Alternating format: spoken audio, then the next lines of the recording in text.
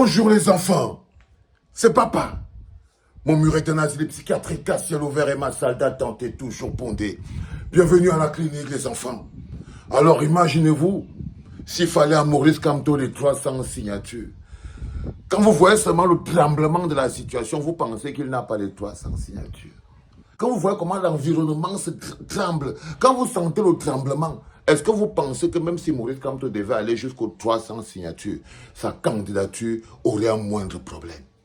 Vous l'avez réglé ça avec vous. La vérité de 2019, 2020, la réalité de 2019, c'est le mensonge en 2025.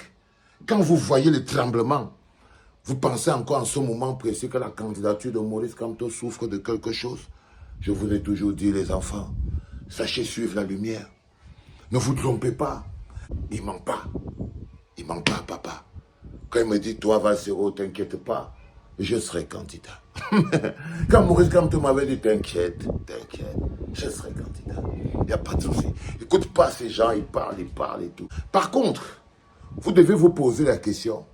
Issa Chiroma Bakari, un authentique bonhomme qui rampe à terre, c'est-à-dire que authentique vers de terre. Tout d'un coup, il se voit pousser des couilles.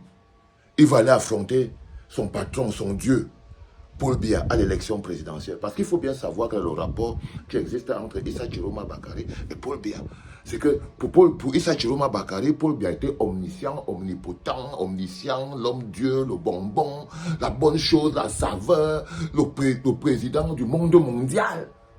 C'est ça le rapport entre Issa Chiroma Bakari et Paul Biya. Et là, vous vous rendez compte que non, pas. Le mec, il s'est fait pousser des bonbons. Il peut affronter son maître, son dieu.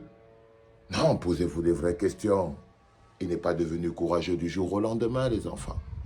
Ça veut dire qu'il a dans sa tête des informations et des éléments qui lui déterminent clairement que Paul Biya risque de ne pas être candidat à cette élection. Par son partenaire, celui qui garantit sa vie, c'est un biaïste. Issa Chiroma était un biaïste. C'est-à-dire que lui n'a pas le deal avec le RDPC, le deal avec Paul Biya. Qu'est-ce qui peut faire que le biaïste dégage sur le truc? C'est qu'il a l'impression, ou il a des informations qui lui font savoir que Paul Biya ne sera peut-être pas candidat. Vous savez très bien que nous ici, nous disons non à la candidature de Paul Biya parce que nous savons qu'au jour d'aujourd'hui, Paul Biya n'est pas seulement un président incompétent, mais c'est un président dangereux pour notre cohésion sociale. C'est un président dangereux pour la vie dans notre pays, pour la paix et pour la stabilité. C'est-à-dire qu'il n'est pas seulement plus un président incompétent, il est devenu dangereux pour la paix et la stabilité. Il est placé là comme un problème réel qu'il faut régler pour que le pays avance. Pour que le pays avance, sa place est directement, en ce moment précis, il est installé dans la poubelle de l'histoire.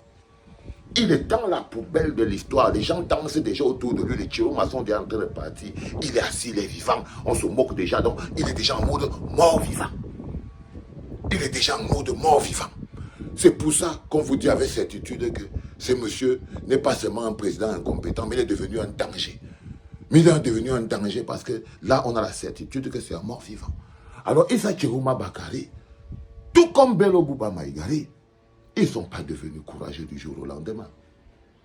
Ils ne sont pas devenus courageux du jour au lendemain. Non, les enfants, non. Je vous ai dit, il y a la théorie du tremblement. C'est-à-dire que tout bouge, la politique n'est pas statique. Non, ils ont des informations. Ils ont des informations. Ils ont des informations sur la candidature de Pomba parce que c'est la principale, c'est la clé de tout ça. La candidature de Paul Biya. C'est elle qui maintient Motazé, c'est elle qui maintient Gongo, c'est elle qui maintient Chantal Biya, c'est elle qui maintient Babouké, c'est elle qui maintient tous ces gens. Mais lui-même, il n'est plus là. Et Issa Chiroma Bakari ne veut pas se retrouver, lui le biaïste, ne veut pas se retrouver en accord avec un RDPC qui n'a pas Paul Biya. Il fait quoi là? Il devient comme Sanga Yamdi. Donc le gars, il n'est pas teubé. Il n'est pas bête. Mais il n'est pas courageux. Ça, il faut enlever ça très vite. Les courageux, on les connaît, ils sont en prison. Quand tu vois Olivier Bibounissa, tu sais ce qu'on appelle un homme courageux. Quand tu vois un mec comme Alain Foguet, nous on connaît les hommes courageux. Les hommes courageux, on sait où ils sont. Quand tu vois une nana comme Awassou Mispam, tu sais ce qu'on appelle un homme courageux. Une femme courageuse. Quand tu vois une nana comme Maman Pilon, tu sais ce qu'on appelle quelqu'un qui a le Hemley. Quand tu vois un bonhomme comme Mamadou Mota, tu sais ce qu'on appelle un homme courageux. Non, tu compares pas.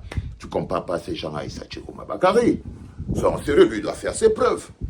Lui, il doit faire ses preuves. C'est-à-dire qu'il est comme ce sont les employés de la 11e heure. C'est-à-dire que les employés de la 11e heure qui veulent manger à midi. Comme ça qu'on les appelle. Les employés de la 11e heure qui veulent manger à midi. C'est-à-dire que les gens partent au travail à 6 heures. Ils travaillent.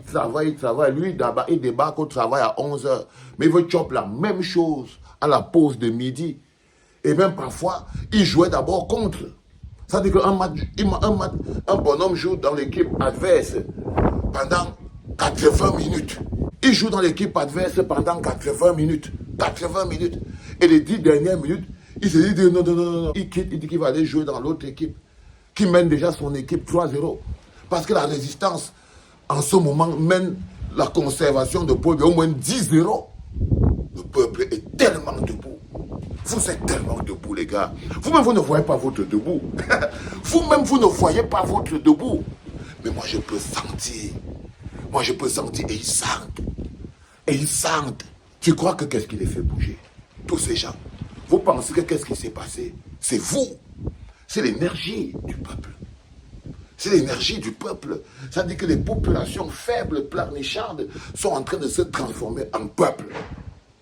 Oui, beaucoup d'entre eux vont, pour sauver leur vie, vont devoir quitter le navire. Ce n'est pas pour autant que nous, ils doivent faire leur preuve. Tu quittes le navire de Paul Biya, tu te places en première ligne avec la mitraillette. Ben oui, tu te mets en route. Non, tu ne fais pas ton malin et tout. Quand tu veux entrer dans une team, tu portes au moins le maillot de cette équipe. C'est-à-dire que si tu dis que je quitte l'équipe de la Mangeoire RDPC pour rejoindre l'équipe de la résistance, tu trouves une équipe qui résiste depuis, ils ont un capitaine, ils ont un machin, tu cherches d'abord à porter le maillot. Non, tu ne viens pas avec le brassard à la main.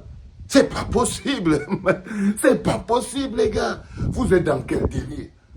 Non, on a mené une bataille structurée. Je vous l'ai toujours dit. Je vous l'ai toujours dit. Toute révolution qui n'est pas portée par une base politique solide n'est que pure révolte. Et vous savez ce qu'on a travaillé pendant 7 ans? Notre base politique solide, capable d'affronter les tempêtes. C'est pour ça que quand le président élu, Maurice Kamto, call him in the phone, lui et moi comme ça, tchac, on se parle. Allô, boss, yo, ça va frérot? Il me dit, yep, c'est calme. Et tout, je dis, bah écoute, on fait quoi? On est partant, c'est sécurisé. Il me dit, t'inquiète. Ces bonhommes, ils sont, je sais même pas dans quoi ils sont en ce moment. T'inquiète, on ira jusqu'à la dernière ligne. Quand il m'a dit ça, moi j'ai raccroché, clac. Dès cet instant-là, même si c'est qui fait quel droit sur Internet, moi je ne le regarde plus. Dès cet instant-là, tu peux t'appeler Magloire au Palati, Palala, tu peux parler ce que tu veux. Que moi j'ai parlé à le patron, lui m'a dit que c'est sécurisé. Et toi tu penses que toi tu peux me faire changer, même douter d'un iota de ça. Tu ne peux pas. Tu ne peux pas parce que tu n'as pas les éléments intellectuels qui me permettront de mettre en porte-à-faux la parole du président. Non, pas du tout. Donc le plus important, les enfants, c'est que vous sachiez où on en est en ce moment. Le tremblement que vous voyez autour, c'est la matérialisation de notre détermination. Ça doit nous demander encore 2 fois plus de concentration. On doit être encore 2 fois plus déterminé. On doit taper le même point d'impact. Le même point d'impact.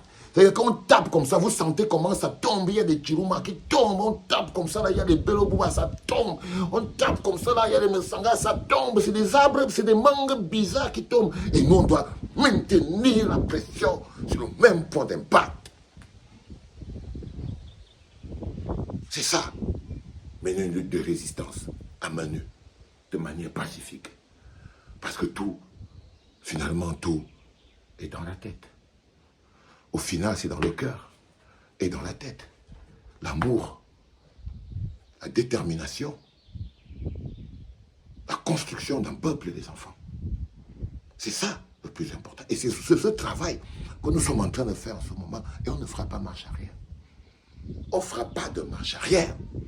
La construction du peuple camerounais est en route et en chemin. Et nous ne ferons pas de marche arrière. C'est ça qui est la vérité. C'était papa, les enfants.